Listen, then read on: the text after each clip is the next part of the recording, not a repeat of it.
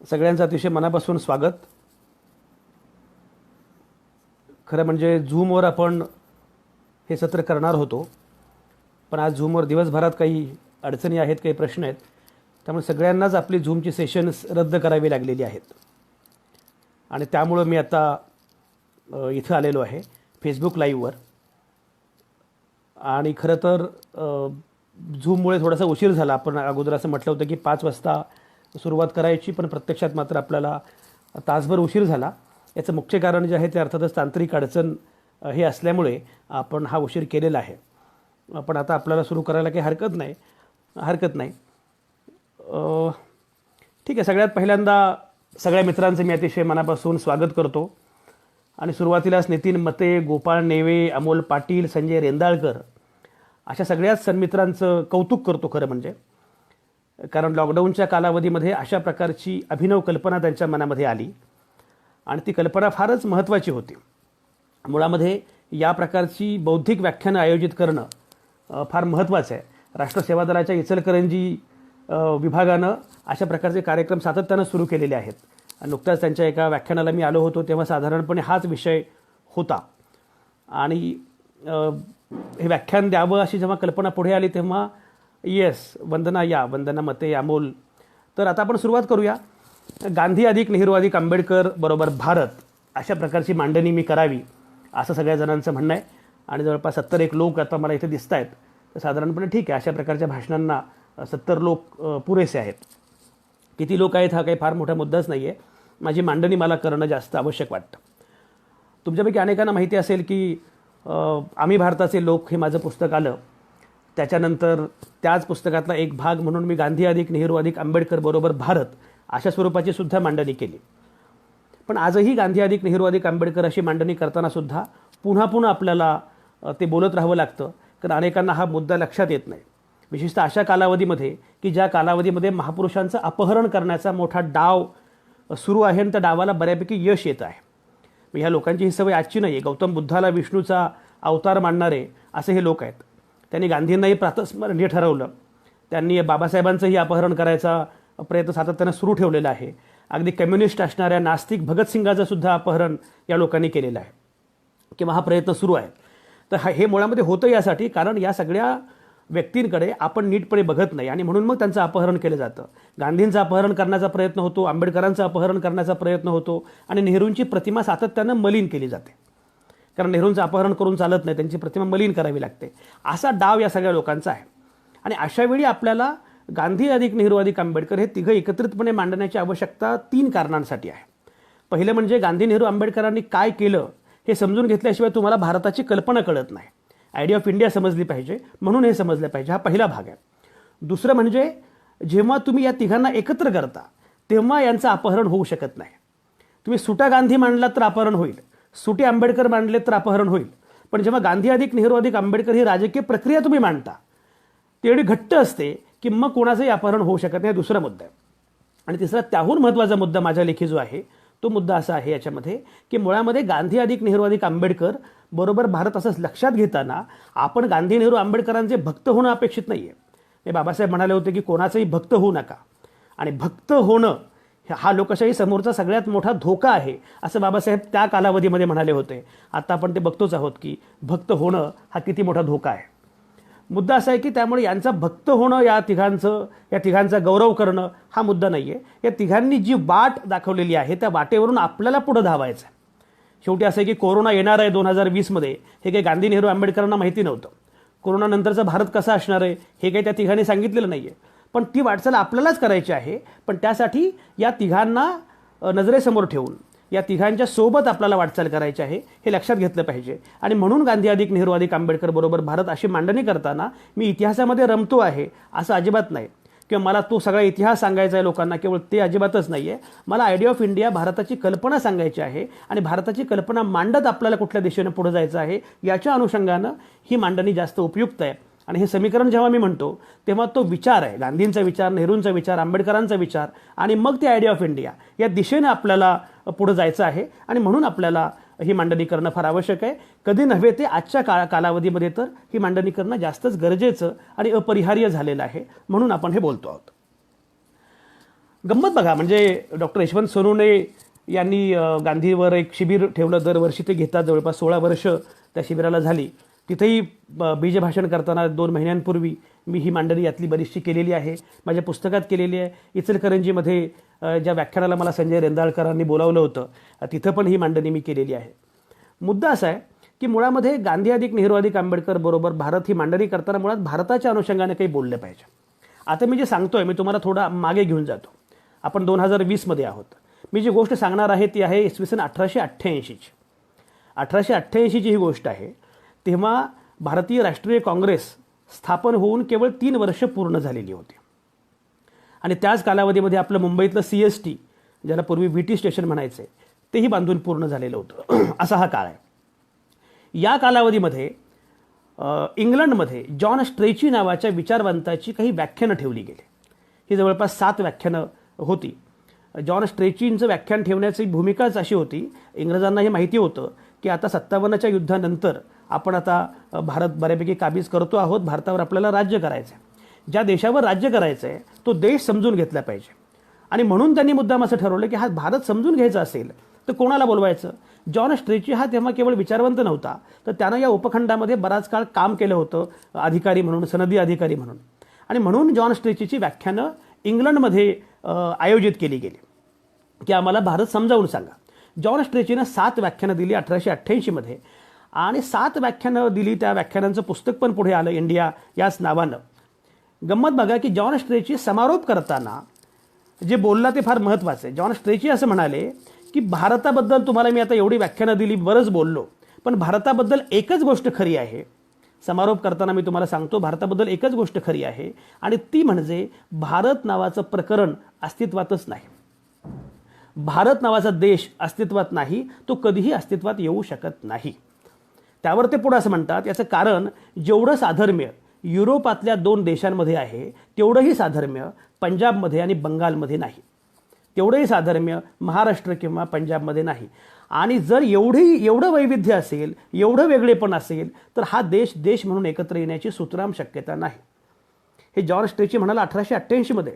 कारण तोपर्यंत लोकांना असं वाटत होतं की देश एकत्र यायचा असेल तर काहीतरी साधर्म्य पाहिजे. हे साधर्म्य कुठलं पाहिजे? एक धर्म पाहिजे, एक भाषा पाहिजे, भौगोलिक काहीतरी अगदीच निकटता पाहिजे, बाकी साधर्म्य पाहिजे. अशी मांडणी तेव्हा अनेक जण करत होते. आजही अनेकांना असं वाटत असतं. पॉलिटिकल सायंटिस्ट अनेक जण अशा प्रकारची मांडणी तेव्हा करत होते. आणि भारत नावाचा देश उभा राहू शकत नाही अशी मांडणी ते तेव्हा करत होते जेव्हा राष्ट्रीय काँग्रेस स्थापन होऊन अवघी 3 वर्ष झालेली होती. मी सांगतो यासाठी की हा नसलेला देश राष्ट्रीय काँग्रेसनं ज्या प्रकारे उभा केला आणि आज तो आपल्यासमोर आहे, हा सगळा लढा आणि संघर्ष काय आहे हे लक्षात घेतलं पाहिजे. बरं, हे 1888मध्ये घडलं असं नाही. 1940मध्ये चर्चिल यांचं गाजलेलं भाषण आहे, विन्स्टन चर्चिल. चर्चिल त्या भाषणामध्ये असं म्हणतात की भारत ही फक्त भौगोलिक अभिव्यक्ती आहे. India is mere geographical expression. Bharat ही फक्त भौगोलिक अभिव्यक्ती आहे, भारत हा देश नाही आहे. आणि ज्याप्रमाणे अक्षवृत्त असतं, रेखावृत्त असतं, विषवृत्त असतं की जे असतं पण दिसत नाही. मी गमतीने सांगत असतो की फक्त परीक्षेमध्ये येऊन त्रास देतं. असं भारत नावाचं प्रकरण आहे की भारत नावाच्या प्रकरणाला काहीही वेगळा काही आधार नाही आहे. हे केवळ एक भौगोलिक अभिव्यक्ती आहे, मेअर जिओग्राफिकल एक्सप्रेशन. हा देश म्हणून कधीही जन्माला येऊ शकत नाही, उभा राहू शकत नाही. चर्चिल हे जाहीरपणे म्हणाले की जेव्हा इंग्रज सोडतील भारत, तेव्हा भारताचे प्रचंड तुकडे होतील, लोक आपापसात मारामाऱ्या करतील, अस्मितांच्या लढाया होतील, आणि या सगळ्यामध्ये हा देश पूर्णपणे संपून जाईल, त्याची मोडतोड होईल. जी मांडणी 1888मध्ये जॉन स्ट्रेची करत होते, 1940च्या सुमारास चर्चिल करत होते.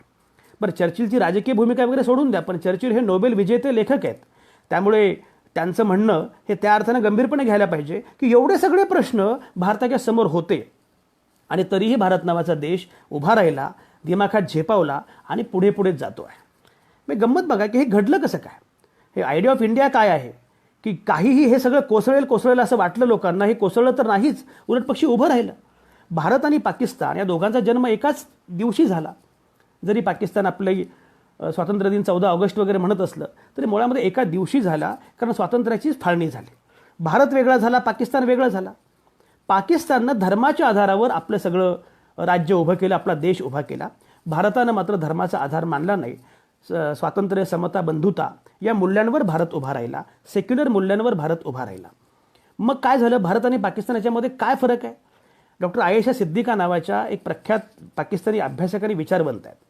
पण त्या खूप मोठ्या विचारवंत आहेत. त्यांचं military in corporate in Pakistan नावाचं पुस्तक आहे आणि त्या पुस्तकाचा मराठी अनुवाद मीच केलेला आहे. पाकिस्तान लष्करी सत्तेचे अर्थरंग या नावानं ते पुस्तक मराठीमध्ये पण आलेलं आहे. आयेशा सिद्दीकांची गंमत अशी की आयेशा सिद्दीका हे अत्यंत स्कॉलर आहेत. त्यांचं पाकिस्तानवर अत्यंत प्रेम आहे, कारण ते पाकिस्तानचे आहेत आणि त्यामुळे पाकिस्तानविषयी त्यांची भावना अतिशय चांगली आहे. पण त्यांनी जी अभ्यासपूर्ण मांडणी केली आहे, कारण मी ज्या पुस्तकाचा उल्लेख केला ते स्कॉलरली पुस्तक आहे. त्या पुस्तकामध्ये डॉक्टर आयेशा सिद्दीका असं म्हणतात की भारत आणि पाकिस्तान हे दोघंही एकाच वेळी जन्मले, एकाच दिवशी जन्मले, पण तरीही त्यांची पुढे वाटचाल अशी का झाली? दोघांनी इतिहास शेअर केलेला आहे, दोघांचा इतिहास बऱ्यापैकी सारखा आहे, संस्कृती सारखी आहे. संस्कृती एवढी सारखी आहे की आपण जे हडप्पाचा उल्लेख करत असतो, मोहेंजोदडोचा उल्लेख करत असतो, हडप्पा आणि मोहेंजोदडो हे दोन्हीही बघायला आपल्याला आज जावं लागतं पाकिस्तानमध्ये, कारण ते पाकिस्तानमध्ये आहेत. मुद्दा असा की संस्कृती सारखी आहे, भूगोल शेअर केलेला आहे. एवढं सगळं असून सुद्धा भारताचा भारत झाला आणि पाकिस्तानचा पाकिस्तान झाला. याचं कारण काय? ते असं म्हणतात, कारण पाकिस्ताननं कायमच एका मुद्द्यावर देश उभा करायचा प्रयत्न केला आणि तो मुद्दा म्हणजे भारतापासून भीती. भारतापासून भीती या मुद्द्यावर देश उभा केला आणि एकदा भारतापासून भीती असं म्हटलं, भारत हा शत्रू आहे असं म्हटलं की मग आपोआपच भीती मुक्त करण्यासाठी तारणहार लागतो. मग आर्मी महत्त्वाची झाली, लष्कर महत्त्वाचं झालं.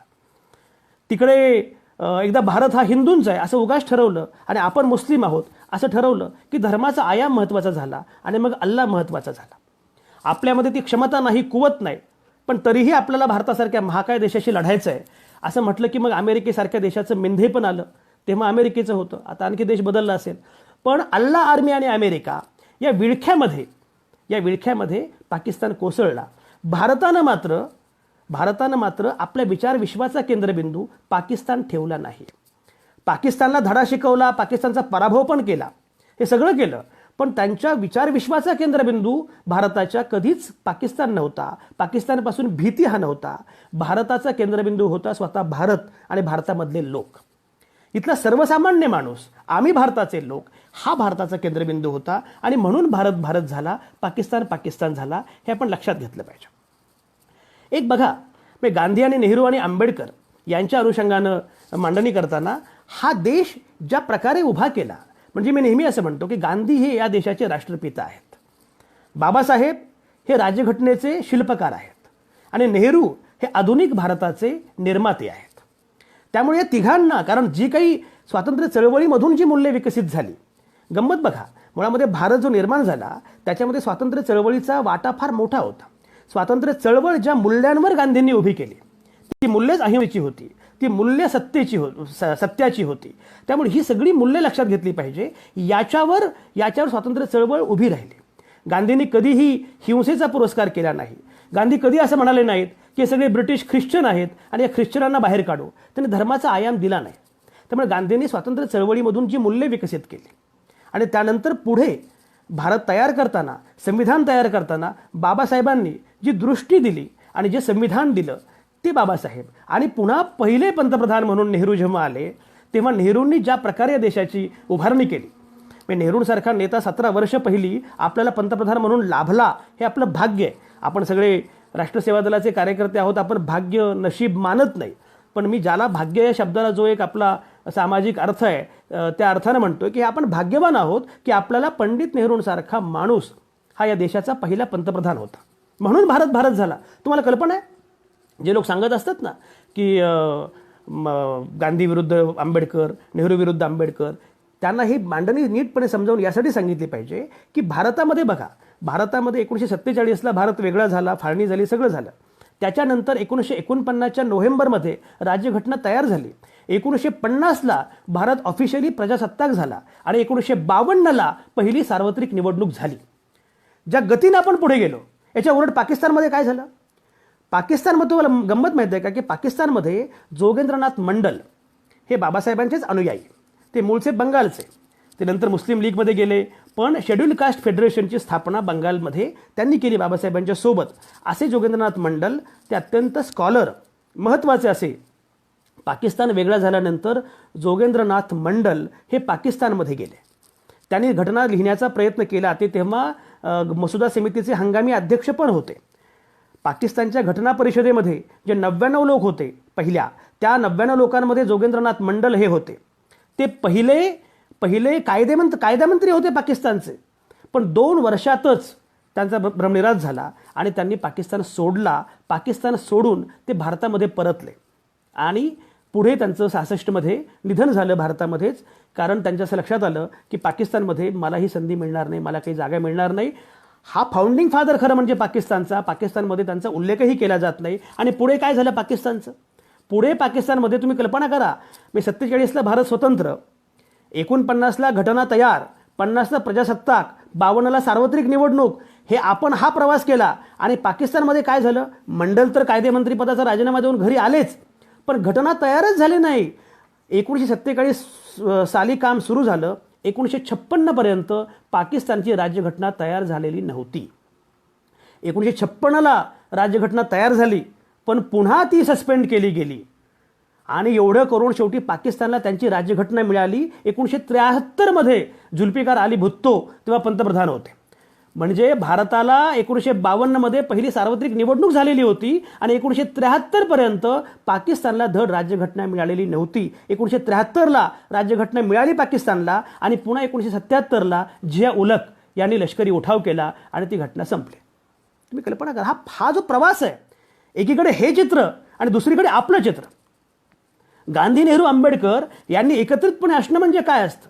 मी नेहमी तुम्हाला सांगतोय, ह्या तिघांचं वेगळे पण काय. खरं म्हणजे एक लक्षात घ्या, मुळामध्ये गांधी आणि आंबेडकरांच्या संघर्षाचा मुद्दा लोक सांगतात, त्याच्याहून अधिक संघर्ष गांधी आणि नेहरू यांच्यामध्ये होता. गांधी आणि नेहरूंचं कडाक्याचं भांडण होतं, अनेक मुद्द्यांवर कडाक्याचं भांडण होतं.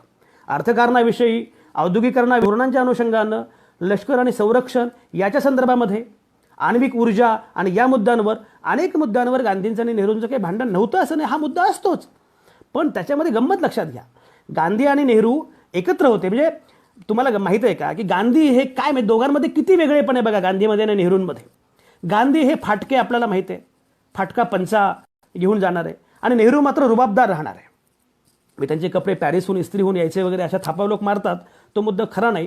याच नेहरूंनी 10 वर्ष तुरुंगवास भोगलेला आहे, तो मुद्दा सोडून द्या. पण नेहरूंचं राहणं रुबाबदार होतं, नेहरूंचं व्यक्तिमत्व देखणं होतं, राहणं रुबाबदार होतं. त्यामुळे गांधी हे साधे राहणारे, अगदी अर्धनग्न, आणि नेहरू मात्र रुबाबदार, छान राहणारे. हा पहिला फरक लक्षात घ्या. दुसरं म्हणजे गांधी हे कायम भारतीयत्वाच्या अनुषंगानं भारतीय परंपरेचा आविष्कार, अशा प्रकारे गांधींची मांडणी होती. नेहरू मात्र तसे इंग्रजी वळणाचे होते. त्यांचं इंग्रजी वाचन खूप चांगलं होतं. नेहरू इंग्रजी अप्रतिम लिहायचे, इंग्रजी खूप सुंदर बोलायचे. नेहरूंना साहित्याचं नोबेल द्यावं अशी चर्चा व्हावी इतपत त्यांचं हे सगळं होतं, लेखन इतकं सुंदर होतं. त्यामुळे नेहरू हे इंग्रजी वळणाचे. मी तुम्हाला मुद्दाम सांगतो की जेव्हा लॉर्ड माउंटबॅटन चालले, इंग्रज जेव्हा देश सोडून चालले होते, तेव्हा लॉर्ड माउंटबॅटन म्हणाले की आता माझी सत्ता संपली, मी आता निघालो. तर त्यांचा सेंड ऑफ कार्यक्रम झाला, समारंभ झाला. त्या सेंड ऑफ कार्यक्रमामध्ये निरोपाचा जो कार्यक्रम झाला, त्या निरोपाच्या कार्यक्रमामध्ये माउंटबॅटन असं म्हणाले बोलताना की I was the last Englishman to rule India. भारतावर राज्य करणारा मी पहिला इंग्रजी माणूस होतो. त्यावर नेहरू हसले गमतीनं आणि नेहरू म्हणाले की no no mister Mountbatten, I am the last Englishman to rule India. म्हणजे मी इंग्रजी वळणाचा आहे असं ते गमतीनं म्हणाले. हे सगळं होत असताना नेहरूंनी भारतीय संस्कृतीचा किती वेगळा अभ्यास केला होता हे डिस्कवरी ऑफ इंडिया बघितलं तर आपल्याला कळतं. पण मुद्दा असा की एवढे फरक गांधी आणि नेहरूंमध्ये होते. पण गंमत तीच आहे की गांधी परंपरेची स्पेस सोडत नव्हते, गांधी परंपरेचा अवकाश सोडत नव्हते आणि नेहरू मात्र या परंपरेच्या अवकाशावर उभं राहत एक आधुनिक वैश्विक भान नेहरूंकडे होतं. नेहरूंचं वैश्विक भान प्रचंड मोठं होतं, व्यापक होतं. आणि म्हणून गांधी आणि नेहरू यांच्यामध्ये मतभेद कितीही असले तरीही मुळामध्ये ही सगळी मूल्ये जी आहेत त्याच्याबद्दल त्यांना खात्री होती. कारण परंपरेचा अवकाश गांधींना माहिती होतं. तुम्ही कल्पना करा, गांधींनी रामाचा उल्लेख केला, रघुपती राघव राजा राम, त्यांच्या प्रार्थनेमध्ये राम आला, पण गांधींनी रामाचं मंदिर काय, कोणाचंही मंदिर कधी उभारलं नाही. गांधी म्हणायचे की मी सनातन हिंदू आहे. प्रभू रामाचा उल्लेख करायचे, प्रार्थनेमध्ये राम सतत त्यांच्या यायचा, पण एक लक्षात घ्या की गांधींच्या प्रार्थनेतला राम नंतर कोणी त्याचं अपहरण केलं आणि पुढे काय झालं, तो राम नंतर कोणाच्या रथामध्ये आरूढ झाला हे आपण बघितलेलं आहे. गांधींना गाय प्रिय होती, पण गांधींची गाय जेव्हा बाहेर गेली गांधींच्या गोठ्यातून तेव्हा किती हिंसक झाली हे आपण बघितलेलं आहे. गांधींना हे माहिती होतं की मुळामध्ये हे सगळी मूल्ये जी आहे, जी परंपरा आहे, तो परंपरेचा अवकाश सोडायचा नाही. परंपरेचा अवकाश तुम्ही सोडलात तर मग नको ते लोक त्या परंपरेच्या अवकाशाचा उपयोग करतात. आपण जे आता बघतो की आषाढी वारीमध्ये सुद्धा हे लोक घुसतात आणि आषाढी वारी आमची आहे असं सांगतात. आता ज्ञानेश्वर आणि तुकाराम हे आद्य बंडखोर होते. आता राष्ट्र सेवा दलामध्ये शरद कदम यांच्या निमित्तानं आषाढी वारी सुरू झालेली आहे आणि आषाढी वारीमध्ये राष्ट्र सेवा दलाचं एक पथक असतं. शरद कदम मला खूपदा म्हणाले, पण मला जमलं नाही. पण मुख्य म्हणजे हे सांगितलं पाहिजे, कारण ज्ञानेश्वर तुकारामांचं अपहरण हे लोक करू शकतात. त्यामुळे परंपरेचा अवकाश फार महत्त्वाचा असतो, परंपरा महत्त्वाची असते आणि या अर्थानं गांधींनी परंपरेचा अवकाश त्यांना माहिती होता, तो वापरला, चांगल्या पद्धतीने वापरला. नेहरूंनी ह्या परंपरेच्या अवकाशावर आधुनिक पद्धतीनं पुढे डोळसपणे बघितलेलं दिसतं. आणि हे सगळं होत असताना बाबासाहेबांचा रोल यासाठी महत्त्वाचा होता, कारण हे सगळं होत असताना वंचित समुदायांकडे लक्ष जाणं, त्यांची दखल घेतली जाणं हे बाबासाहेबांमुळे शक्य झालं. बाबासाहेबांमुळे खऱ्या अर्थानं समतेच्या मूल्यावर हा देश उभा राहू शकला. मी हे जाहीरपणे असं म्हणतो की बाबासाहेबांमुळे गांधींना आणि नेहरूंना खरा भारत समजला. कारण तोपर्यंत गांधींना सुद्धा खरा भारत कळलेला नव्हता, नेहरूंनाही खरा भारत समजलेला नव्हता. तुम्ही कल्पना करा, 1927 मध्ये नेहरूंचं पुस्तक आहे इंदिरेस पत्रे, लेटर्स टू इंदिरा. इंदिरा गांधींना, छोट्या वयाच्या इंदिरा गांधींना नेहरूंनी तेव्हा जी पत्र लिहिली त्या पत्रांचं पुस्तक आहे. त्या पत्रांच्या पुस्तकामध्ये नेहरू 1927ला असं म्हणतात की या देशामध्ये पूर्वी जात होती, आता मात्र कोणी जात मानत नाही. 1927ला ज्या वर्षी आमचे बाबासाहेब महाडचा सत्याग्रह करत होते तेव्हा नेहरूंना जात वास्तवाचं भान पण नव्हतं. बाबासाहेबांमुळे गांधींना देश कळाला आणि मग गांधींनी प्रतिज्ञा केलेली दिसते की मी कुठल्याही अशा लग्नाला जाणार नाही जे लग्न आंतरजातीय नाही आणि दोघांपैकी एक दलित नाही. त्यामुळे हे लक्षात घेतलं पाहिजे की गांधी हे खरं म्हणजे गांधी हे बाबासाहेबांपेक्षा 22 वर्षांनी मोठे, पण तरीही साधारणपणे दोघंही एकाच कालावधीमध्ये भारताच्या राजकारणामध्ये आले. कारण गांधींनी आफ्रिका सोडली 1915 मध्ये, 1916च्या सुमारास त्यांचं काम बऱ्यापैकी सुरू झालेलं दिसतं आणि त्यानंतर खऱ्या अर्थानं आणि त्याच कालावधीमध्ये बाबासाहेबांचंही काम सुरू झालेलं आहे. 1920 मध्ये बाबासाहेबांनी मूकनायक स्थापन केलं, मूकनायक दैनिक सुरू केलं. आता गंमत बघा, म्हणजे गांधीही आणि आंबेडकरांच्या मध्ये जे कुस्त्या लावतात ना, त्यांना हे सांगा मुळामध्ये की गांधी आणि आंबेडकरांमध्ये मतभेद होते आणि असे मतभेद गांधी आणि नेहरूंमध्ये पण अधिक तीव्र होते. हा मुद्दा नाहीच आहे, मुद्दा मतभेदांचा नाहीच आहे. मतभेद होते कारण ते काम करत होते. जे कामच करत नव्हते त्यांचे कसले मतभेद असणार आहेत? ते तेव्हा काय करत होते हे सगळ्यांना माहिती आहे. पण यांचे मतभेद होते, पण गंमत कशी होती हे लक्षात घ्या. इतिहास काय सांगतो तो आपण जरा बघूया. 1920ला बाबासाहेबांनी मूकनायक स्थापन केलं, मूकनायक सुरू केलं. 1924ला महात्मा गांधी बेळगावच्या काँग्रेसचे अध्यक्ष झाले आणि त्यानंतर 1925ला राष्ट्रीय स्वयंसेवक संघ स्थापन झाला. कारण गांधी आणि आंबेडकर आणि नेहरू या सगळ्यांमुळे संघाच्या लक्षात आलं की यापूर्वी सगळं सोपं होतं, आता मात्र आपल्याला हिंदुत्वाची मांडणी प्रखरपणे टोकदारपणे करावी लागणार आहे. 24ला बेळगाव काँग्रेसचे गांधी अध्यक्ष होतात आणि 25ला संघ स्थापन होतो. यामधला अर्थ लक्षात घेतला पाहिजे. गंमत बघा, हे अनेकांना माहिती नसतं की महाडला जो सत्याग्रह 1927 मध्ये बाबासाहेबांनी केला, त्या सत्याग्रहामध्ये मनुस्मृतीचं दहन करण्यात आलं. हे आपल्यापैकी अनेकांना माहिती आहे, पण अनेकांना हे माहिती नसतं की मनुस्मृतीचं दहन 1927ला बाबासाहेबांनी ज्या ठिकाणी केलं त्या मंडपामध्ये एकमेव तसबीर होती आणि ती तसबीर होती महात्मा गांधींची.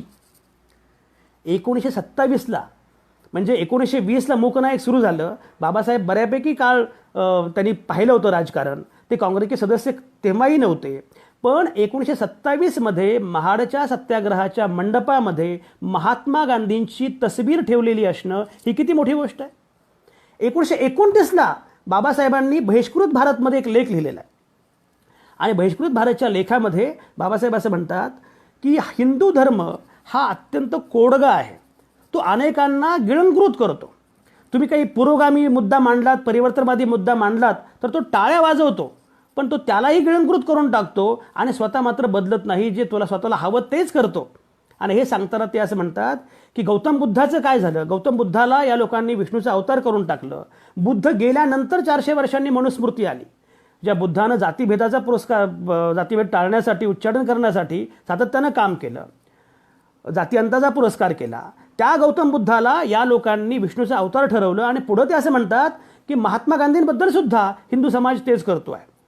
म्हणजे बुद्धाची तुलना गांधींशी करतात बाबासाहेब, आणि गांधी हे हिंदू समाजासाठी किती परिवर्तनवादी आणि मूलगामी बोलतायत याला पुष्टी देतात, पण तरीही हिंदू समाज बदलत नाही असं म्हणतात. हे लक्षात घेतलं पाहिजे. नंतर एक अतिशय महत्त्वाचा मुद्दा पुढे असा येतो, तो म्हणजे पुणे कराराच्या अनुषंगाने काय झालं. साधी गोष्ट आहे, 1929ला बाबासाहेब ही मांडणी करतात.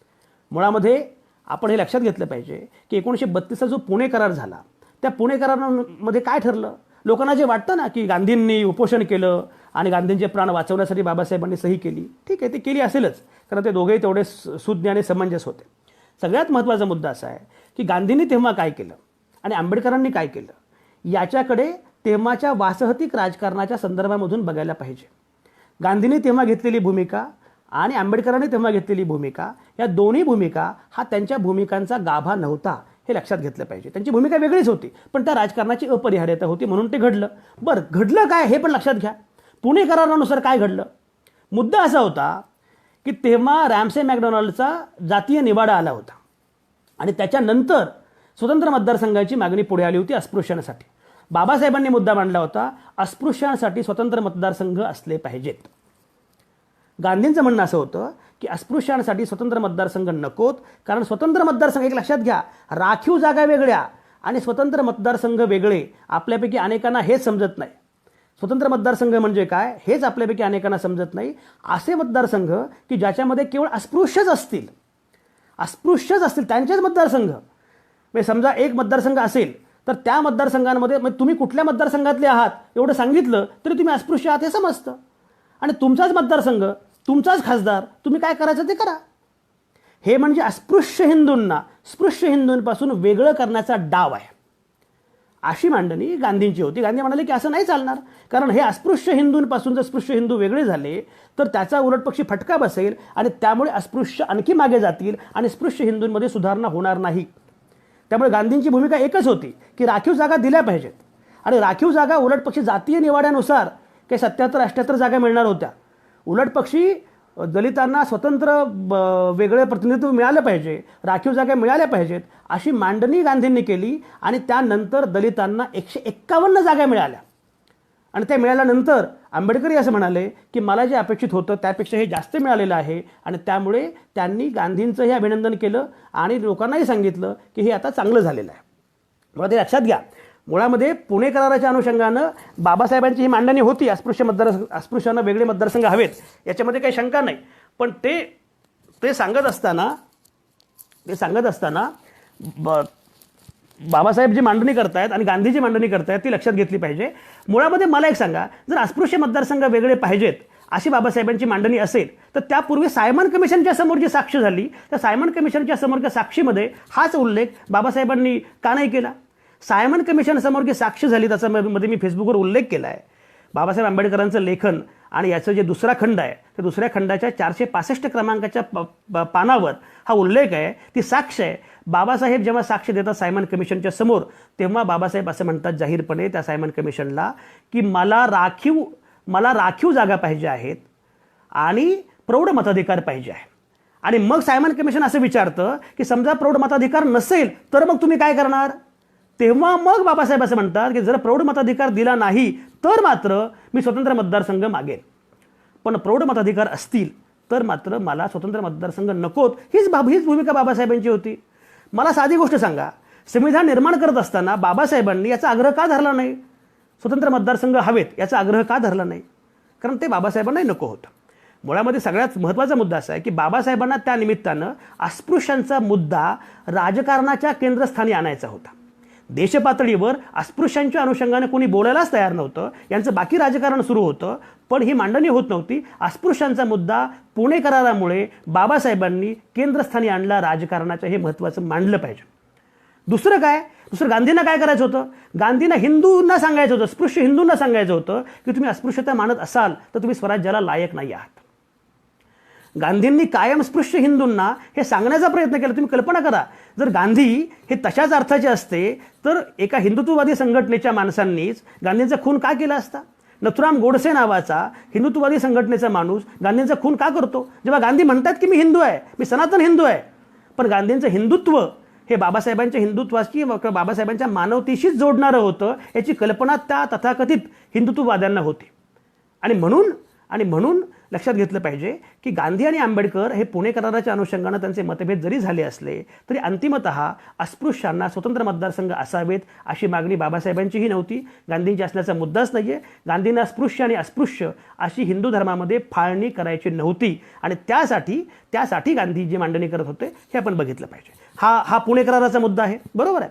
आता तुम्ही बघा, गांधी विरुद्ध आंबेडकर अशा कुस्त्या लावणाऱ्या लोकांना आणखी बरंच काही म्हणायचं असतं. त्यांचं म्हणणं असं असतं की नेहरू आणि आंबेडकर यांचं भांडण हा एक मुद्दा मांडला जातो. तो कुठला मुद्दा असतो? हिंदू कोड बिलाच्या अनुषंगानं. एक लक्षात घ्या, हिंदू कोड बिलावर मी येतोच, पण मुळामध्ये संविधानाचा प्रवास कसा झाला हे आपण बघितलं पाहिजे. सगळ्यात महत्त्वाचं एक लक्षात घ्या, 1947ला जेव्हा संविधान सभेची स्थापना झाली तेव्हा या संविधान सभेवर बाबासाहेब आंबेडकर असले पाहिजेत अशी इच्छा गांधींची होती आणि नेहरूंची होती. ज्याप्रमाणे मी असं म्हणालो की गांधींना खऱ्या अर्थानं राष्ट्रपिता केलं ते आंबेडकरांनी, कारण गांधींना तोपर्यंत राष्ट्र कळलेलंच नव्हतं, अगदी त्याप्रमाणे बाबासाहेबांना राज्यघटनेचं शिल्पकार केलं तेही गांधींनी आणि नेहरूंनी, हेही लक्षात घेतलं पाहिजे. 1947ला देश स्वतंत्र झाल्यानंतर संविधान सभेमध्ये यावं अशी मागणी एवढी होती की बाबासाहेब ज्या बंगालमधून निवडून आलेले होते ते बंगाल गेलं होतं पाकिस्तानमध्ये, त्यामुळे बाबासाहेबांकडे त्या अर्थानं खासदारकी नव्हती. तेव्हा मुंबई प्रांतातून बाबासाहेब निवडून आले पाहिजेत असा प्रयत्न काँग्रेसनं केला. तेव्हा मुंबई प्रांताचे पंतप्रधान, त्याला पंतप्रधान म्हणायचे, मुंबई प्रांताचे मुख्यमंत्री बाळासाहेब खेर हे काँग्रेसचे. बाळासाहेब खेरांना सांगितलं की बॅरिस्टर जयकरांच्यामुळे जी जागा रिक्त झालेली आहे त्या रिक्त जागी आपल्याला बाबासाहेबांना निवडून आणायचं आहे. हे तेव्हा म्हणाले गांधी आणि नेहरू की जेव्हा बाबासाहेबांनी काँग्रेस आणि गांधींच्या विरोधामध्ये मांडणी केली होती, पुस्तकं पण लिहिली होती, पुस्तक लिहिलं होतं काँग्रेसनं आणि गांधींनी शूद्रांसाठी काय केलं असं पुस्तक आहे बाबासाहेबांचं.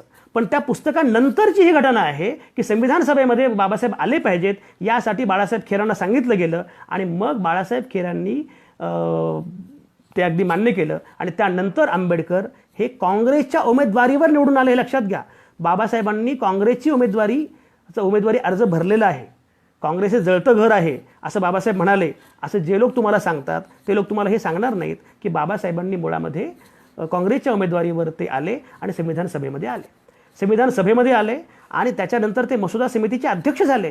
कारण 1946मध्ये जो उद्दिष्टांचा ठराव नेहरूंनी मांडला होता त्या उद्दिष्टांच्या ठरावावर जे भाषण, अप्रतिम, अमोघ आणि अभ्यासपूर्ण भाषण बाबासाहेबांनी केलं होतं, ते भाषण एवढं आवडलं गांधींना आणि नेहरूंना आणि त्यांना असं वाटलं की हे मसुदा समितीवर पाहिजेत आणि नुसते पाहिजेत नाही, मसुदा समितीचे अध्यक्ष पाहिजेत. गांधी, नेहरू आणि आंबेडकर हे तिघही एकत्र आले हे आपण लक्षात घेतलं पाहिजे. स्वातंत्र्य, समता आणि बंधुता या मूल्यांच्या अनुषंगानं हे तिघही एकत्र होते. देश घडवत असताना हे तिघही एकत्र होते. ही मांडणी आपण लक्षात घेतली पाहिजे. हिंदू कोड बिलाच्या मुद्द्यावर हे खरं आहे की हिंदू कोड बिल मंजूर करता आलं नाही नेहरूंना, पण हे लक्षात घ्या, तेव्हासुद्धा धनंजय कीरांच्या चरित्रामध्ये हा उल्लेख आहे की नेहरूंनी जाहीर केलं होतं की आपल्याला हिंदू कोड बिल मान्य करायचं आहे, मंजूर करायचं आहे, पण ते जमलं नाही, ते तेव्हा शक्य झालं नाही. याचं कारण असं की तेव्हा 1952ची सार्वत्रिक निवडणूक पण व्हायची होती, अनेक गोष्टी होत्या, ते मंजूर करता आलं नाही, त्यामुळे बाबासाहेबांनी राजीनामा दिला. हे खरं आहे, पण हे पण लक्षात घ्या की बाबासाहेबांच्या राजीनाम्यानंतर स्वतः नेहरूंनीच हिंदू कोड बिल वेगवेगळ्या 4 कायद्यांच्या रूपांनी मंजूर करून घेतलं. त्यामुळे हिंदू कोड बिलातले सगळे मुद्दे नेहरूंनी नंतर मंजूर करून घेतले. हे खरं आहे. आंबेडकरांचे आणि नेहरूंचे राजकीय पक्ष वेगळे होते, त्यामुळे त्यांचं भांडण असणारच.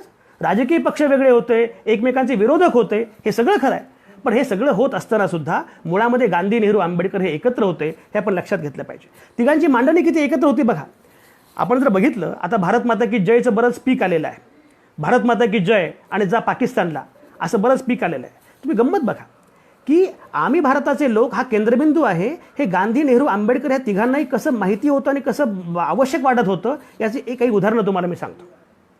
पहिलं, जेव्हा इंग्रज देश सोडून चालले तर लॉर्ड माउंटबॅटन गांधींना असं म्हणाले की मिस्टर गांधी, आता आम्ही चाललो, पण आम्ही तुम्हाला शिस्तीमध्ये वाढवलं, आम्ही तुम्हाला कायदा दिला, सुव्यवस्था दिली. आता आमच्या पश्चात या देशामध्ये केवळ गोंधळ असेल, तुम्ही काय करणार आहात? गांधी फार मिस्किल होते. आपल्याकडे लोकांना गांधी मिस्किल होते हे माहिती नाही आहे. गांधी फार विनोदबुद्धीचे आणि मिस्किल होते. गांधी मिस्किलपणे हसले आणि माउंटबॅटनला म्हणाले की मिस्टर माउंटबॅटन, अगदी खरं आहे, तुम्ही गेल्यानंतर या देशामध्ये गोंधळ असेलही कदाचित, पण तो आमचा गोंधळ असेल. तुमच्या शिस्तीपेक्षा आम्हाला आमचा गोंधळ प्रिय आहे. आणि ते पुढे म्हणाले, माझा सर्वसामान्य माणूस एवढा शहाणा आणि समंजस आहे की तो या गोंधळातूनच आपली प्रकाश वाट शोधेल. हे गांधींचं वाक्य आहे. नेहरूंचं बघा, जेव्हा नेहरू प्रचार करायचे, स्वातंत्र्यापूर्वीच जेव्हा प्रांतिक निवडणुका व्हायच्या, तेव्हा असंच एका प्रचाराला नेहरू चालले होते. ते प्रचाराला आले आणि प्रचार सुरू असताना, त्यांचं भाषण सुरू असताना कुणीतरी भारत माता की जय असं म्हणालं. नेहरू म्हणाले, भारत माता की जय. बरं, मी पण भारत माता की जय म्हणतो, आपण सगळेच भारत माता की जय म्हणूया, तो काही मुद्दा नाही आहे. पण मला सांगा, भारत माता ही काय गोष्ट आहे? तर तो एकदम माणूस गोंधळला की भारत माता काय आहे हे सांगणार कसं. तो जरा अडचणीमध्ये आला. तो म्हटला की चाचा बघा ना, म्हणजे भारत माता म्हणजे इथले डोंगर, समुद्र, नद्या वगैरे म्हणजे भारत माता आहे. तेव्हा नेहरू हसले आणि नेहरू म्हणाले की हे सगळं म्हणजे भारत माता आहेच, पण सगळ्यात महत्त्वाचं म्हणजे भारत माता म्हणजे या देशातले 40 कोटी लोक आहेत. तेव्हा लोकसंख्या 40 कोटी होती. भारत माता म्हणजे या देशातले 40 कोटी लोक आहेत. आणि नेहरू असं म्हणाले की माझ्या लेखी या 40 कोटी लोकांचा एक भारत आहे असं नाही, उलट पक्षी या देशामध्ये कदाचित वेगवेगळ्या 40 कोटी भारत माता असतील आणि त्या सगळ्या भारत मातांच्या विषयी मला तेवढाच आदर आहे आणि तेवढंच प्रेम आहे. हे सगळ्यात महत्त्वाचं आहे.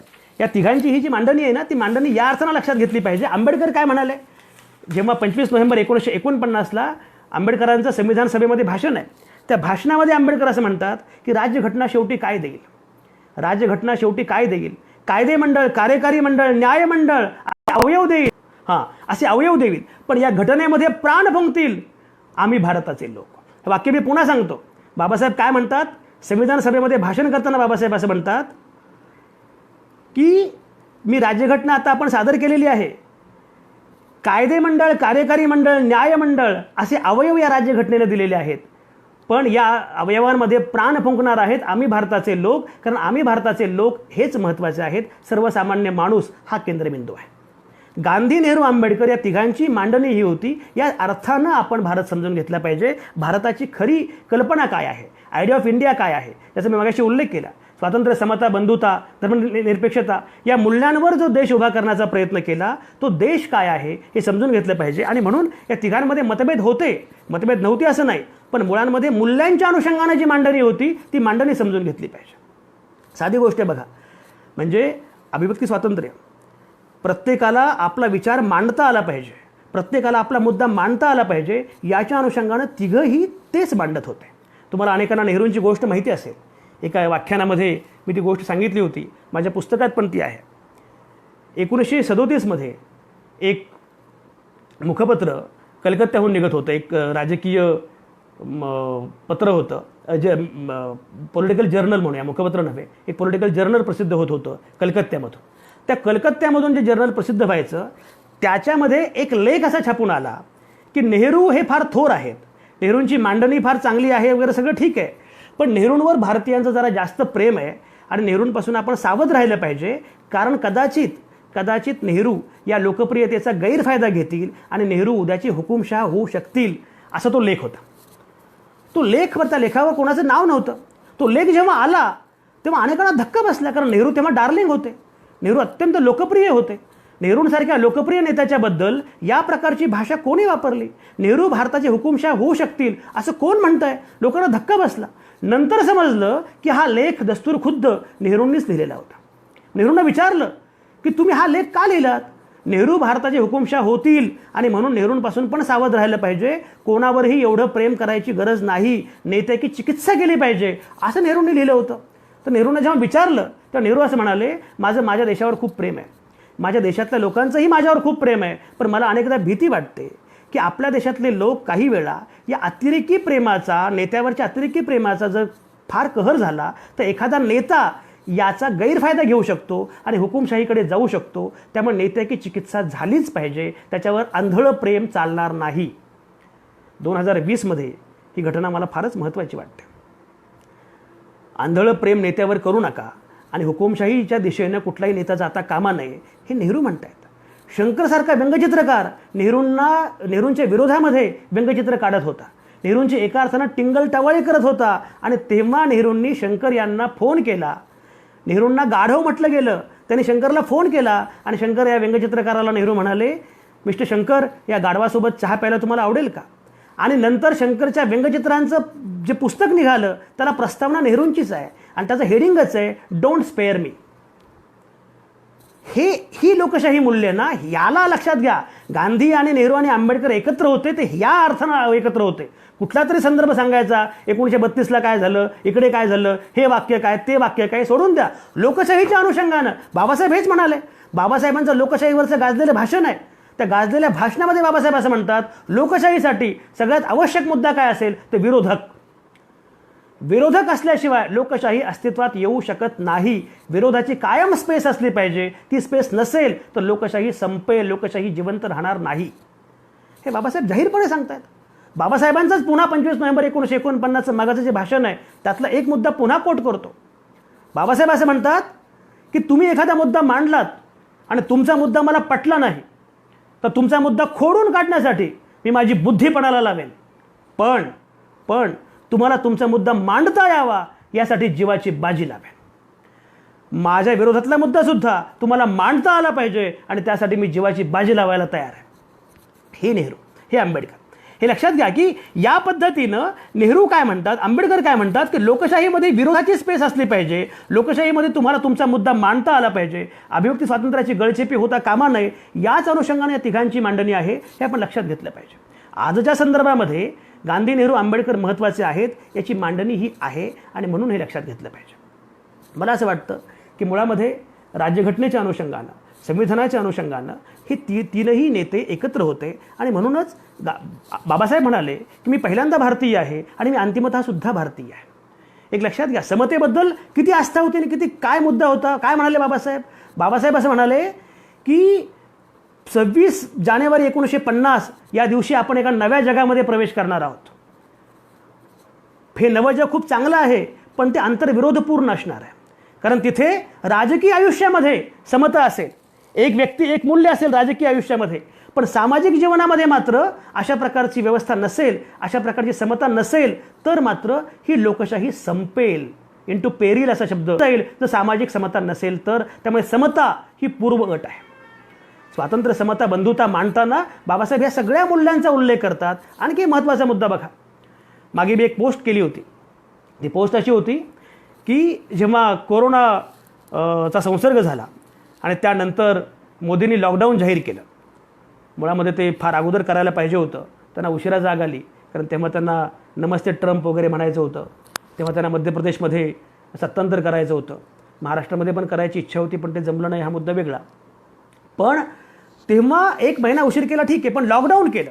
तर लॉकडाऊन केल्यानंतर अमेरिकेचे प्रख्यात पत्रकार फरीद झकारिया, जे मूळचे भारतीय आहेत, आमच्या औरंगाबादचे आहेत, फरीद झकारियांनी एक लेख लिहिला आणि त्या लेखामध्ये ते असं म्हणाले की ही शक्ती लॉकडाऊन जाहीर करण्याची मोदींकडे आहे पण ती शक्ती ट्रम्प यांच्याकडे मात्र नाही. कारण भारताच्या राज्यघटनेनं मोदींना हे अधिकार दिलेले आहेत. आणि मग तेव्हा संघराज्य पद्धतीचा मुद्दा पुढे आला. भारतामध्ये संघराज्य पद्धतीचा जो मुद्दा पुढे आला तो सगळ्यात महत्त्वाचा आहे. तुम्ही बघा, म्हणजे भारताचं संघराज्य, बाबासाहेबांनी युनियन हा शब्द वापरला. संघराज्य करताना युनियन हा शब्द वापरला. आपली फेडरल व्यवस्था आहे, त्याच्यामध्ये राज्यांना अधिकार पण आहेत, पण तरीही केंद्र अतिशय महत्त्वाचं आहे, भारत महत्त्वाचा आहे. अमेरिकेसारख्या देशामध्ये, अमेरिका काय आहे, युनायटेड स्टेट्स ऑफ अमेरिका, म्हणजे 50 राज्य एकत्र आली आणि त्यांनी अमेरिकेची स्थापना केली. भारतामध्ये मात्र आधी भारत तयार झाला आणि मग प्रांत आणि राज्य तयार झाले. त्यामुळे भारत महत्त्वाचा आहे. राज्य तर महत्त्वाचे आहेतच, राज्यांना अधिकार असतीलच, पण तरी केंद्र महत्त्वाचं आहे, भारत महत्त्वाचा आहे. ही मांडणी तेव्हा बाबासाहेबांनी केली होती, नेहरूंनी केली होती. हे लक्षात घेतलं पाहिजे. अमेरिकेमध्ये प्रत्येक राज्याला वेगळं नागरिकत्व आहे. अशी व्यवस्था आपल्याकडे नाही आहे. आपण राज्याचे नागरिक नसतो, आपण देशाचे नागरिक असतो. प्रत्येक लहानसहान गोष्टीमध्ये जेव्हा धर्माच्या आधारे देश उभा करावा अशी कल्पना पुढे आली तर बाबासाहेब जाहीरपणे असं म्हणाले की धर्माच्या आधारावर देश उभा राहू शकत नाही. देश उभी करण्यासाठी जी मूल्ये हवीत त्या मूल्यांमध्ये धर्म येत नाही. त्यामुळे धर्माच्या पायावर माझा देश उभा राहणार नाही.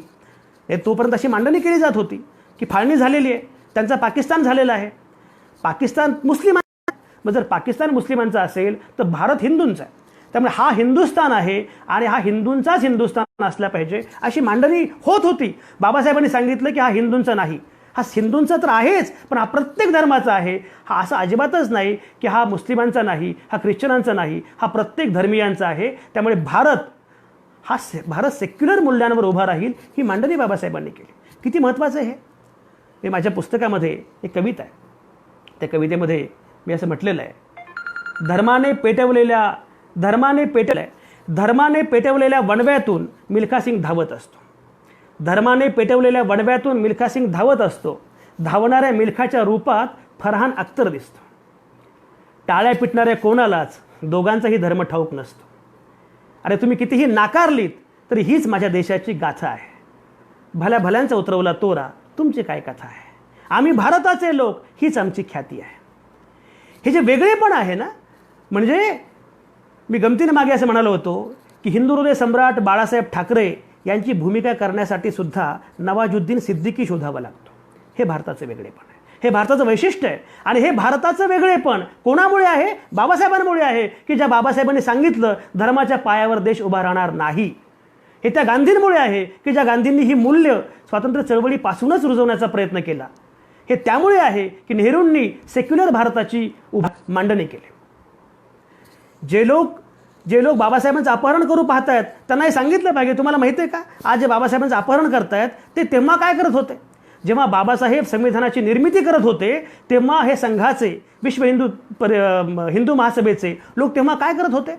बाबासाहेब राज्यघटना तयार करत असताना हे लोक तेव्हा तिथे जाहीरपणे बाहेर मोर्चे काढत होते तर बाबासाहेबांची जात कार नाही अशी मांडणी केली जात होती. द ऑर्गनायझर हे संघाचं मुखपत्र आहे. जेव्हा संविधान तयार होत होतं, हिंदू कोड बिल तयार होत होतं, तेव्हा ऑर्गनायझरनं असं लिहिलेलं आहे की या देशाची राज्यघटना मनुस्मृती हीच आहे आणि या राज्यघटनेचा शिल्पकार महर्षी मनू हाच आहे.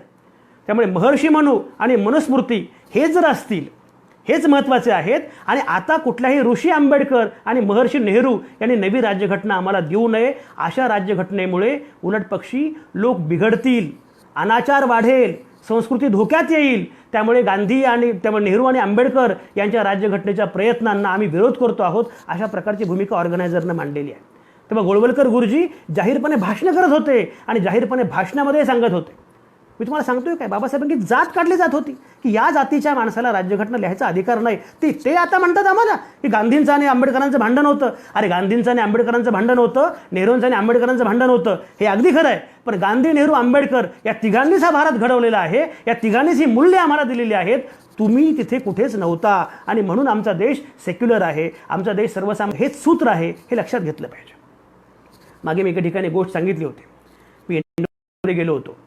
इंडोनेशिया हा तुमच्यापैकी अनेकांना माहिती असेल की जगातला सगळ्यात मोठा मुस्लिम देश आहे. इंडोनेशियामध्ये मला जावेद नावाचा एक मित्र भेटला आणि हा जावेद नावाचा एक मित्र मला भेटला इंडोनेशियामध्ये. आणि तो मित्र जेव्हा भेटला तेव्हा त्याच्याशी मी बोलत होतो आणि तो म्हटला की अरे तुला माझा इंडोनेशिया देश कसा काय वाटला? मी म्हटलं मला फार आवडला. तो म्हटला माझा मुस्लिम देश आहे, तुझा हिंदू देश मला बघायचा आहे, तुझा हिंदू बहुल देश मला बघायचा आहे आणि मी पुढच्या महिन्यात भारतामध्ये येणार आहे तेव्हा मला तुझा हिंदू बहुल देश बघता येईल. तो सारखं हिंदू बहुल असं म्हणत होता, पण मी काही त्याला म्हटलं नाही, कारण म्हटलं हा जेव्हा भारतात येईल तेव्हा याला कळेलच की हा देश नक्की कसा आहे. आणि खरोखरच तो त्या पुढच्या महिन्यामध्ये भारतामध्ये आला, मुंबईत आला, पुण्यात पण आला. तो जेव्हा पुण्यात आला तेव्हा मी घरी नव्हतो. मी गमतीने म्हणत असतो की जेव्हा पाहुणे येतात तेव्हा पुणेकर घरी नसतात. आणि त्यानं बराच देश बघितला आणि नंतर मला व्हॉट्सॲप केला आणि व्हॉट्सॲपवर असं लिहिलं की संजय तुझा हिंदू बहुल देश मला फार आवडला. म्हटलं वारंवार हिंदू बहुल असं म्हणतोयस, मला सांग तरी तू माझ्या देशात बघितलं काय तुला आवडावास? कारण माझा देश आवडावा असाच आहे, पण तुला आवडलं आणि काय मला सांग जरा. तर तो म्हटला मी ताजमहाल बघितला. म्हटलं अरे वा. मग म्हटलं मी लाल किल्ला बघितला. म्हटलं व्हेरी नाईस. आणखी काय बघितलं? तर म्हटलं मी हॉटेल ताजमध्ये एक रात्र मुक्काम करायची माझी इच्छा होती, त्यामुळे छान हॉटेल ताजमध्ये एक रात्र मुक्काम केला. मी म्हटलं आता तुला सांगतो, माझा देश सुंदरच आहे, माझा देश देखणाच आहे, पण तू सारखं हिंदू बहुल म्हणतो आहे म्हणून सांगतो, तू जे बघितलंस त्यातलं हिंदू काहीच नव्हतं. ताजमहाल हिंदू नाही, लाल किल्ला हिंदू नाही आणि हॉटेल ताजचा मालकही हिंदू नाही, पण माझा देश सुंदर आहे हे मात्र खरं आहे. ही माझ्या देशाची आयडिया आहे. आणि म्हणून ही कल्पना जी भारताची आहे, ही भारताची कल्पना विकसित करण्यामध्ये गांधी, नेहरू, आंबेडकरांचा वाटा लक्षात घेतला पाहिजे. आणि या कल्पनेच्या अनुषंगानं या तिघांमध्ये कुठलेही मतभेद नव्हते. व्यक्तिगत पातळीवर संघर्ष झाला असेल, त्यामध्ये अनेक गोष्टी असतील, त्यात कोण चूक आहे कोण बरोबर आहे याच्यात मला जायचं नाही. मला सांगायचं हे आहे की मुळात गांधी अधिक नेहरू अधिक आंबेडकर म्हणून हा भारत तयार झालेला आहे. आणि भारताची ही कल्पना आहे, ही कल्पना आपण लक्षात घेतली पाहिजे. ही कल्पना जेव्हा आपण लक्षात घेतो तेव्हा कळतं की आपलं वेगळेपण काय आहे. अरे तुम्ही कल्पना करा, बाबासाहेब होते म्हणून या देशामध्ये तुम्हाला मला प्रत्येकाला एका रात्रीमध्ये मताधिकार मिळाला. मताधिकार मिळणं काही गंमत होती का? मी तुम्हाला जे म्हटलं, बाबासाहेबांनी राखीव जागा मागितल्या, पण त्याचवेळी प्रौढ मताधिकार असला पाहिजे हे पण सांगितलं. प्रौढ मताधिकार नसेल तर कोणालाही त्यांचे हक्क मिळणार नाहीत, अधिकार मिळणार नाहीत, अशी बाबासाहेबांची मांडणी होती. जेव्हा संविधान सभेमध्ये हा मुद्दा पुढे आला मताधिकाराचा, तेव्हा अनेक जण असं म्हणाले की मताधिकार देण्यासाठी शिक्षणाची अट असली पाहिजे. बाबासाहेबांना माहिती होतं की शिक्षणाची अट, शिकलेला वर्ग कुठला आहे हे आपल्याला माहिती आहे. बाबासाहेब म्हणाले माझी माणसं अशिक्षित असतील, निरक्षर असतील, पण त्यांच्यामध्ये सामूहिक समंजसपण आहे, कुठलीही अट असणार नाही. लोकांनी थट्टा केली, ज्या लोकांना काही शिक्षण नाही, साक्षरता नाही, ते लोक मताधिकार कसा वापरतील? बाबासाहेबांना खात्री होती. बाबासाहेब म्हणाले की माझं सर्वसामान्य माणसांच्या शहाणपणावर भरोसा आहे. जे गांधी माउंटबॅटनला म्हणाले तेच बाबासाहेब इकडे म्हणाले आणि सगळ्यांना एका रात्रीमध्ये मताधिकार मिळाला. तुम्हाला कल्पना आहे 1928 पर्यंत इंग्लंडमध्ये महिलांना मताधिकार नव्हता. मताधिकार मागण्यासाठी जेव्हा महिला रस्त्यावर आल्या तेव्हा त्यांच्यावर रणगाडे घातले गेले, अनेक महिलांना जिवंत जाळलं गेलं, गोळीबार झाला. 1928 पर्यंत इंग्लंडमध्ये महिलांना मताधिकार नव्हता आणि 1965 पर्यंत अमेरिकेमध्ये सगळ्यांना मताधिकार नव्हता. मताधिकार मिळाला. तुम्ही मी प्रत्येकजण श्रीमंत असो, गरीब असो, कुठल्याही जातीचा असो, धर्माचा असो, एक व्यक्ती एक मत एक मूल्य, ही किती महत्त्वाची गोष्ट आहे. एक गंमत मागे मी माझ्या पुस्तकाच्या प्रकाशनाच्या कार्यक्रमात सांगितली होती, ती आता या निमित्तानं तुम्हाला सांगतो. तुम्ही सगळे ऐकता आहात, छान. जेव्हा मनमोहन सिंग आपल्याकडे भारताचे पंतप्रधान होते तेव्हा बराक ओबामा अमेरिकेचे अध्यक्ष म्हणून भारतामध्ये आले. पहिल्या भारतामध्ये आले तेव्हा मनमोहन सिंग पंतप्रधान होते. आणि तेव्हा ओबामांनी तेव्हाचे पंतप्रधान पुस्तकं वाचायचे, त्यामुळे त्यांना पुस्तक, आणि ते पुस्तक प्रेझेंट दिल्यानंतर त्या पुस्तकांनी आपली सही केली आणि वर एक वाक्य लिहिलं, from the oldest democracy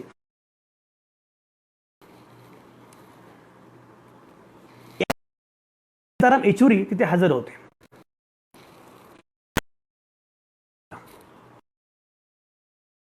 mister Obama, you are neither oldest nor largest. Obama म्हणाले, हाऊ कम? सगळ्यात लार्जेस्ट म्हणजे महाकाय तुम्ही आहात हे आम्हाला मान्यच आहे, तुमची लोकशाही फार मोठी आहे हे मान्य आहे, पण आम्ही प्राचीन आहोत हे तरी मान्य करा. 1776 मध्ये वगैरे स्वतंत्र प्रत्येकाला मताधिकार नव्हता. आणि प्रत्येकाला मताधिकार जेव्हा नसतो तेव्हा त्या देशामध्ये लोकशाही असते. तुमच्याही अगोदर आमच्या देशामध्ये प्रत्येकाला मताधिकार मिळालेला आहे. प्राचीन आणि महाकाय तर आहेच हे लक्षात. प्रत्येकाला मताधिकार मिळणं सर्व. आणि जेव्हा राज्यघटना तयार झाली, राज्यघटना अर्पण कोणाला करावी असा मुद्दा पुढे आला होता. पाकिस्तानची राज्यघटना अल्लाला अर्पण केलेली आणि अल्लाह सांगतो आहे तेच आम्ही करतो आहोत. भारताची राज्यघटना अर्पण कोणाला करावी याच्यावर डिबेट झालेला आहे, सहा मुद्द्यावर डिबेट झालेला आहे हे लक्षात घ्या. आणि जेव्हा राज्यघटना प्रक्रियेचा परिपाक होता हे लक्षात घेतलं पाहिजे. बाबासाहेब राज्यघटनेचे शिल्पकार होते आणि उद्देशिका तयार करण्यामध्ये मोठं काम केलं, हे सगळं खरं आहे, पण तरीही सगळ्या लहान सहान गोष्टींचा होता. प्रत्येक मुद्द्यावर सविस्तरपणे चर्चा होती. तर त्या चर्चेमध्ये एक मुद्दा पुढे असा आला की आपण ही राज्यघटना परमेश्वराला अर्पण करू. तो अर्थातच नाकारला गेला. गांधींना अर्पण करूया. भारताचे राष्ट्रपिता. राज्यघटना जेव्हा तयार झाली तेव्हा गांधींचं निधन झालेलं होतं. गांधीवादांसकट अगदी नेहरूंनी हा प्रस्ताव फेटाळला आणि हे सांगितलं की कोणी कितीही थोर असू द्या, भारताची राज्यघटना कोणाच्याही चरणी आम्ही अर्पण करणार नाही. आणि भारताची राज्यघटना ही जगातली अशी महत्त्वाची आहे की जी कोणाच्याही चरणी नाही. ती असं म्हणते की आम्ही भारताचे लोक, आम्हीच आमच्या प्रती ही घटना अर्पण करतो. हे वेगळे पण लक्षात घ्या. सर्वसामान्य माणूस हा केंद्रबिंदू आहे. हे भारत स्वातंत्र्य, समता, निरपेक्षता हे भारताच्या लोकशाहीचं पाहिजे. आणि म्हणून मला असं वाटतं की गांधी, नेहरू आणि आंबेडकर यांच्या संदर्भाचा प्रयत्न केला, कितीही त्यांचे मतभेद होते दाखवण्याचा प्रयत्न केला, तरी सुद्धा गांधी, नेहरू, आंबेडकर हे एकत्र होते. भारत घडवण्यासाठी एकत्र होते. गांधी, नेहरू या तिघांनी एकत्र उभारणी केली, हे लक्षात घेतलं पाहिजे. आणखी बरंच बोलता येण्यासारखं आहे. आजच्या कालखंडामध्ये हे जास्त सांगणं आवश्यक आहे, कारण सध्या सगळे असत्याचे प्रयोग सुरू असताना सत्याचे प्रयोग काय आहेत हे सांगणं आवश्यक आहे. महापुरुषांचं अपहरण होत असताना महापुरुषांची नेमकी मांडणी काय आहे ते सांगितलं पाहिजे. गांधी, नेहरू, आंबेडकरांचं वेगळेपण सांगताना एक कविता आहे. त्या कवितेने मी समारोप करतो. माझ्या पुस्तकात ही कविता आहे. घर खचलं चूल विझली होत्याचं नव्हतं झालं. घर खचलं चूल विझली होत्याचं नव्हतं झालं. माझ्या भीमानंच तेव्हा जगायला शिकवलं. गांधीजींनी तर दिला आतला आवाज. गांधीजींनी तर दिला आतला आवाज. नेहरूंमुळं आली ऐकू जगभराची गाज. सगळं घडत होतं तेव्हा कुठं तुम्ही होता. हे सगळं घडत होतं तेव्हा कुठं तुम्ही होता. देशभक्तीची प्रमाणपत्र आता कशी मिरवता.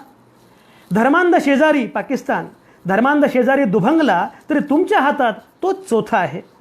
भल्या भल्यांचा उतरवला तोरा, तुमची काय कथा आहे. आम्ही भारताचे लोक, हीच आमची ख्याती आहे. आणि म्हणून मला असं वाटतं की ही ख्याती बुलंद करण्यासाठी गांधी, नेहरू, आंबेडकर आणि त्यांचं तत्त्वज्ञान, आयडिया ऑफ इंडिया पुढे जायचं. ते जेव्हा आपण लक्षात घेऊ आणि खऱ्या अर्थानं भारतीय होऊ, लक्षात येईल की या तत्त्वज्ञानाचं पण काय आहे, आयडिया ऑफ इंडिया काय आहे. जे आयडिया ऑफ येण्यासाठी सुद्धा हे माहिती आणि भारतीय होण्यासाठी सुद्धा ही मांडणी माहिती असणं फार आवश्यक. भाषण मी थांबवतो. तर विचारा.